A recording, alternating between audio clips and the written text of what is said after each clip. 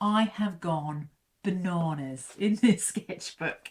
Hello friends, so today I thought I would chat to you about colour. I have been thinking a lot about colour in my own art practice recently, so I just wanted to share some of the things that I've been doing, some of the things I've been thinking about in terms of colour. In this video I thought I'd show you some paintings I've been working on and where I found the colour inspiration. I thought I'd show you some sketchbooks. I've started a new sketchbook that's got lots of colourful paint in it, and I thought I'd just share some thoughts about why I'm doing that, some interesting art quotes about colour that have really resonated with me. So my hope is that this video will be colour-filled, colour-fueled, and will hopefully give you some thoughts and some inspirations that you can apply to your own creative endeavours. So I've just finished this small series of paintings, 3 paintings. And as I was painting them, I was seeking colour inspiration. So my initial idea about colour came from my sketchbook, and my colour inspiration also came from my sketchbook. And this is why I really advocate and encourage people to use sketchbooks, because they're such a good catalogue. They're such a useful resource that you can look back on and find ideas and pick up threads. The initial colour inspiration came from this page here, and as I was painting I was also digging out sketchbooks, looking through them, and I came across this page with this lovely lilac colour, and it really inspired me to add lilac into these paintings. And I think as soon as I did that, they became more interesting to my eyes. So this is a page in my sketchbook from a few years ago. It's just coloured markers, but there was something about some of these colour conversations here, the sort of violet lilac with a dark blue, that I was really enjoying, the way the colours sort of interacted with each other. And perhaps on this page too. And so these colours in this sketchbook from 3 years ago really influenced the direction of these paintings that I'm working on. So looking back through my old sketchbooks was so helpful in terms of seeking colour, references, ideas, that it made me think that actually my current sketchbook needs a bit more colour and a bit more paint.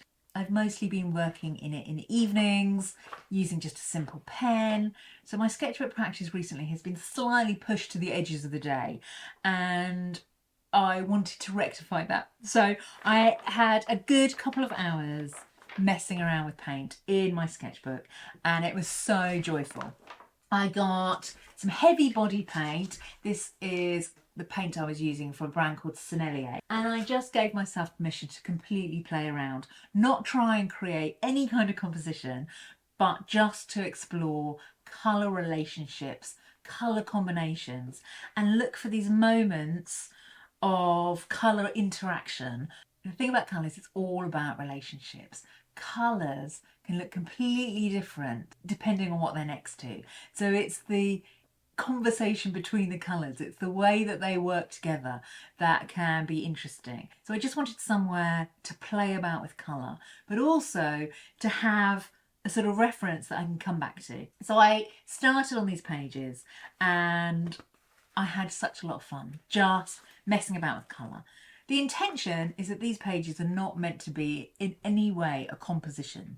They're not meant to be a finished painting or a design for a painting. They're all about colour, relationships and conversations. There are these little moments where colour are interacting with each other, these sort of edges where the colours are meeting each other, that can make a colour feel very different. So these pages sent me off on a new sketchbook adventure. I have gone bananas in this sketchbook. So this sketchbook I'm calling my book of colour. I've put some notes in the front to remind myself that this is not about creating compositions. So I've said that this book is about colour relationships, colour combinations, colour conversations, colour fascinations and colour explorations. Catchy. Yeah. And I've also gathered together some quotes just to inspire my experiments. And so this is the kind of thing that I've been doing in this sketchbook. Blobs, splodges, smears, stripes, dots, anything to get colour to speak to each other on the page. And so the whole page itself might look like a hot mess. And that is fine because it's a sketchbook. And it's just about exploring, discovering, trying things out, reflecting, and then also having a place that I can easily come back to when I'm painting, when I'm creating. And it might just be the tiniest moments, the way a pink interacts with a brown, or the way this blue colour sits next to this purple colour. Those are the things that I'm wanting to explore and reflect on. What am I enjoying? What do I like? What do I like in combination? And have this book as a sort of playful depository for those things. And I painted the cover of the sketchbook just to reflect the philosophy behind it, hopefully. Some of these quotes that I have collected to go into my book of colour, I thought I would share with you because some of them are lovely. So this is a quote from Amy Silman, and it is, "Colour is like a smell. It can bring you home or somewhere you've never been, or take you to somewhere you've never been." And I think that's a lovely way to describe colour. It can feel like a homecoming, comforting. We all have a very personal set of colour preferences, and these preferences are developed through experience, through memory, through personality, through our culture. And I think in this quote, she's really saying colour is so personal and evocative at the same time. It can feel comforting and reassuring, and it can also feel like a brilliant adventure. And I love that about colour. I love the fact that we all have our own sort of sense of colour. So this sketchbook is all about looking at colour in relationship to other colours and trying to find a pleasing set of combinations that I can then use in my paintings.